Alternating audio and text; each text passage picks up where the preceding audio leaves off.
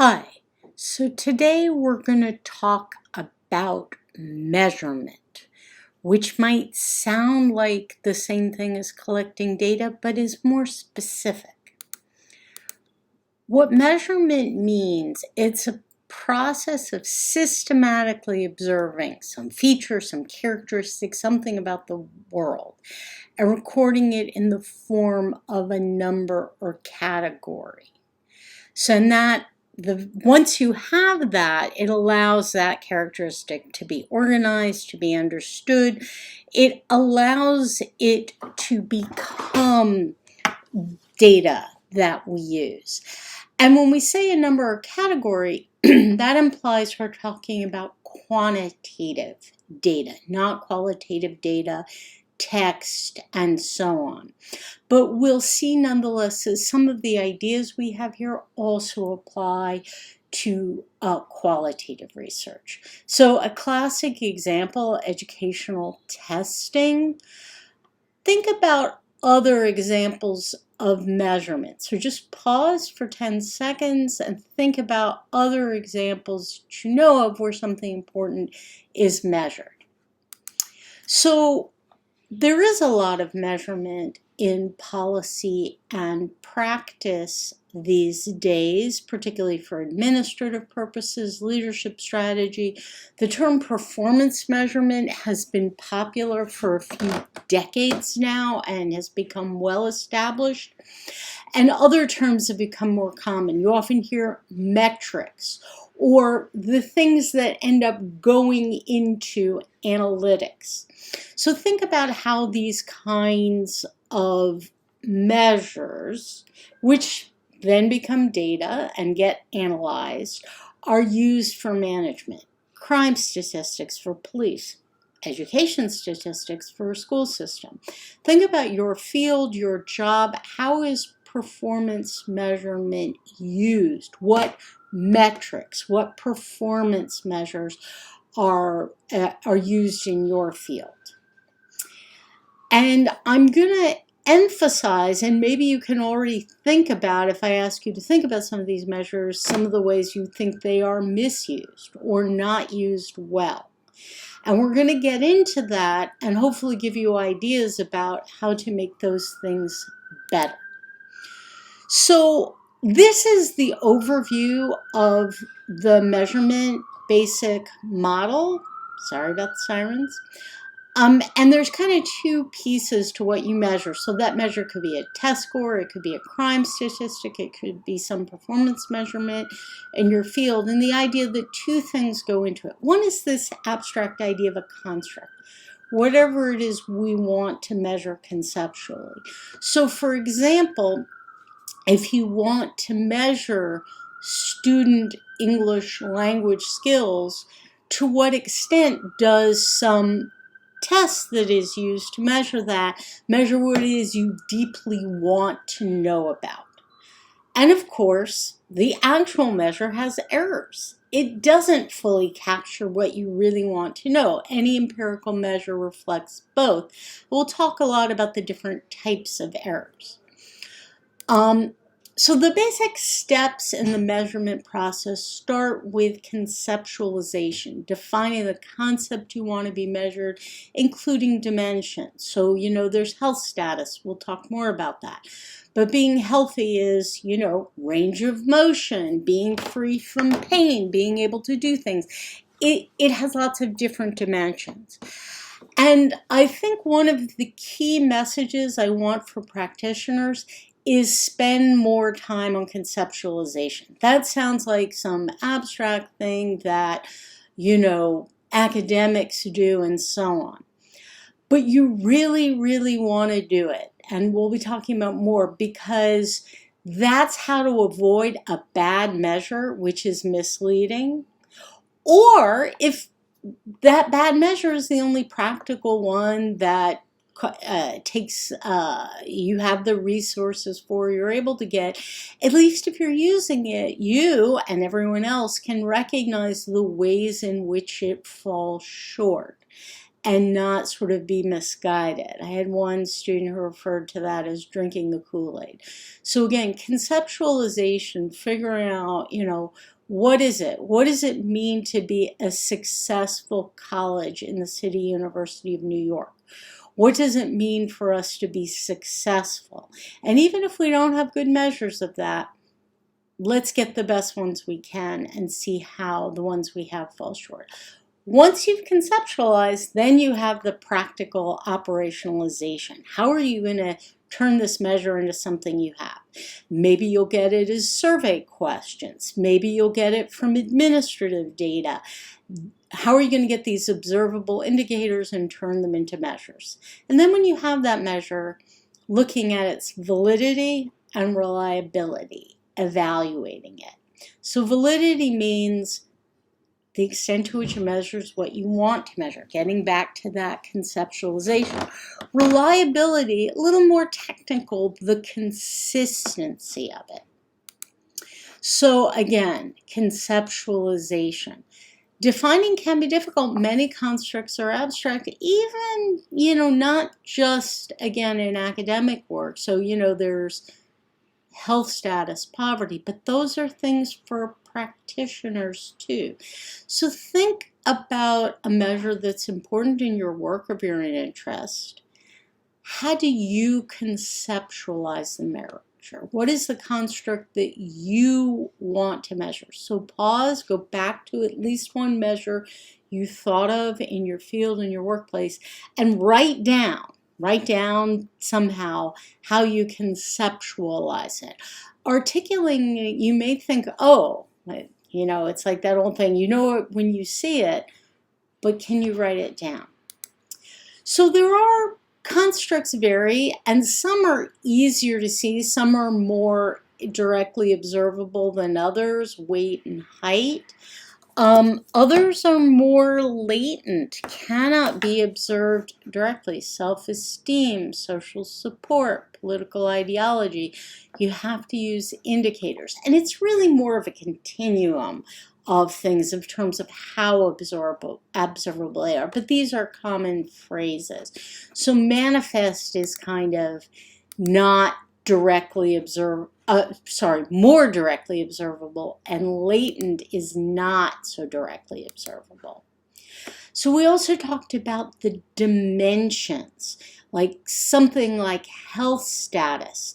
There's a very well-established health measurement instrument, the SF36, short form 36, which once had 36 items. And there it had 8 dimensions: physical functioning, role limitations, energy fatigue, emotional well-being, pain, all of these. So again, think about that concept, that construct for a measure in your field. Did it have dimensions? And if so, what are they?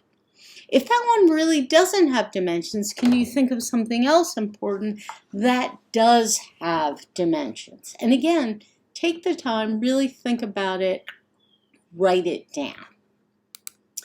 So once you've conceptualized, then you have to operationalize something. And there are lots and lots of ways to get measures.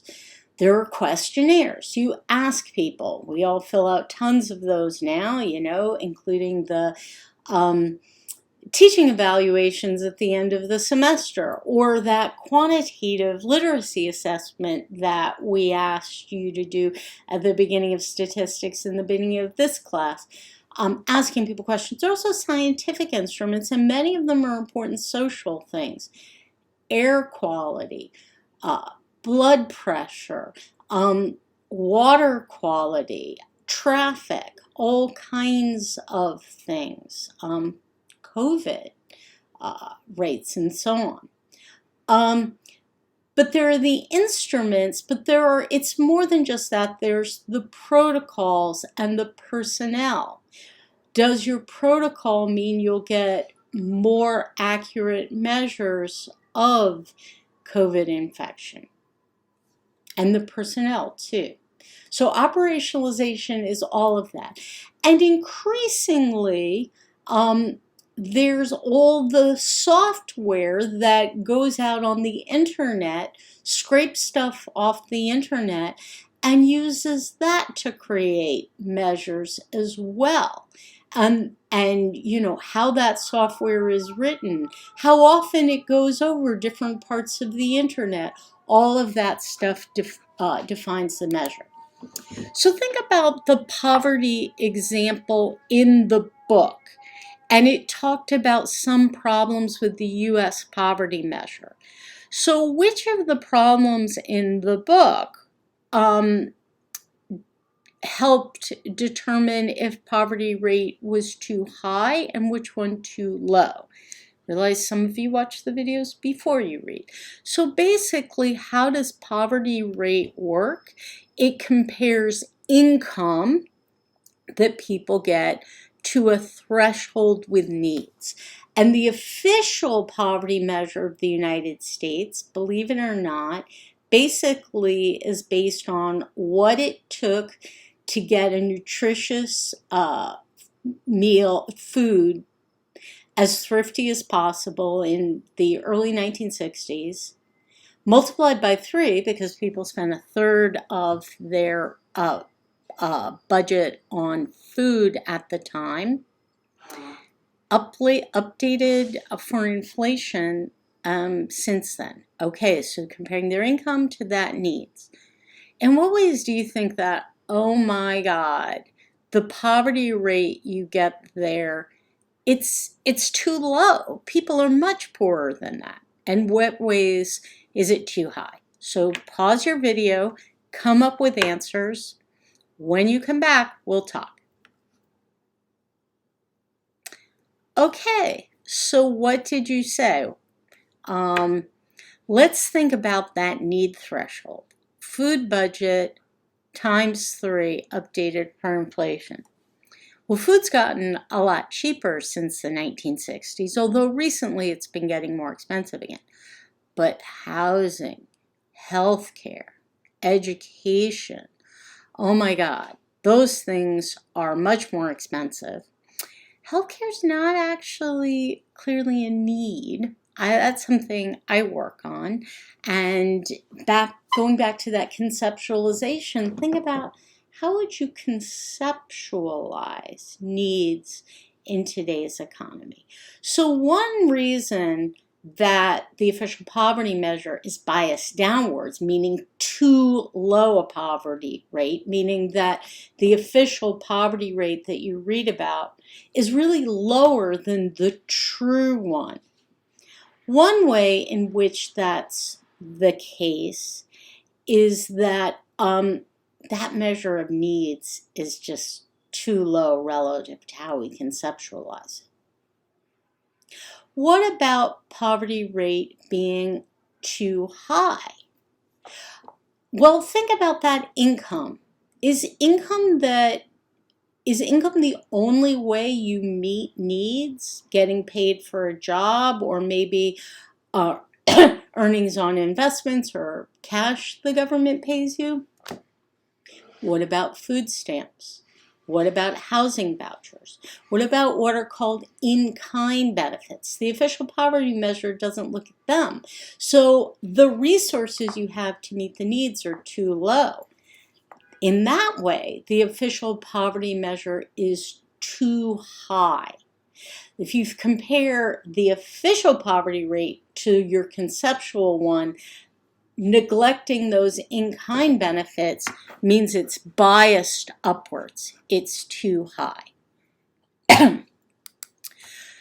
So often you want to measure something, but it's too costly or too difficult, sometimes just impossible to measure it directly.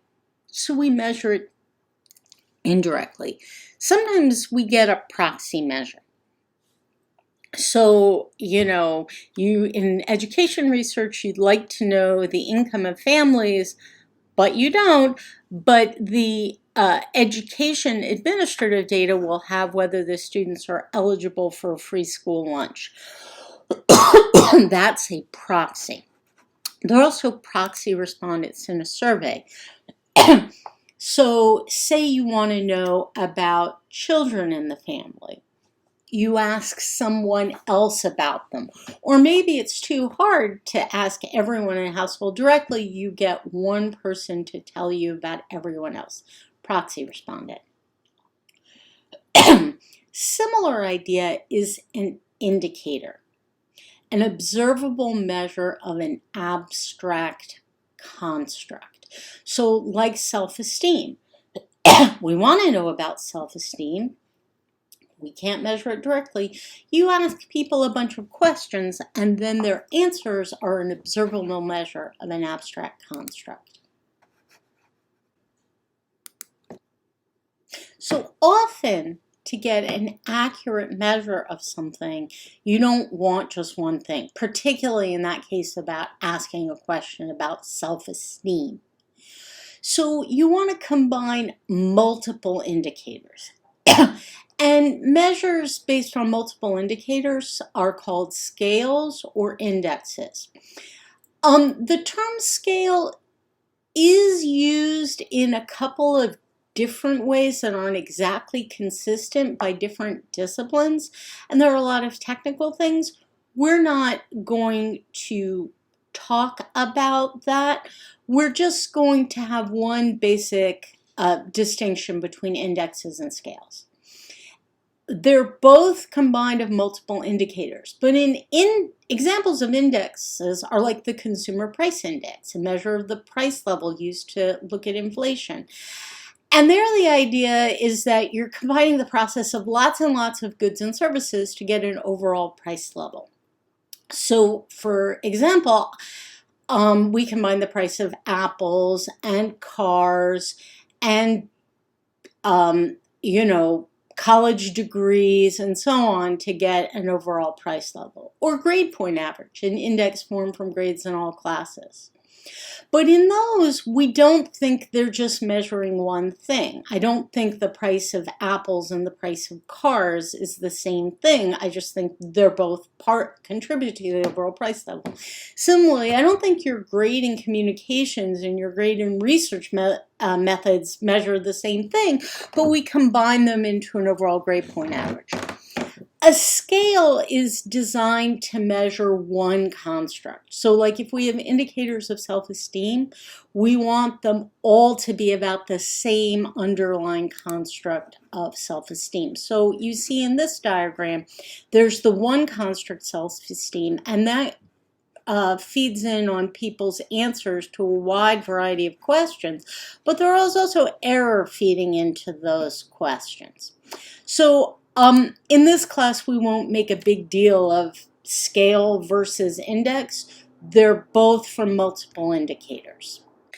Okay, so that's it for part one. We went over the basic ideas of measurement, particularly conceptualization and operationalization. We went over proxies and indicators and scales and indexes and dimensions. Next part will go into validity and reliability, evaluating the measure, and some practical things. Thanks.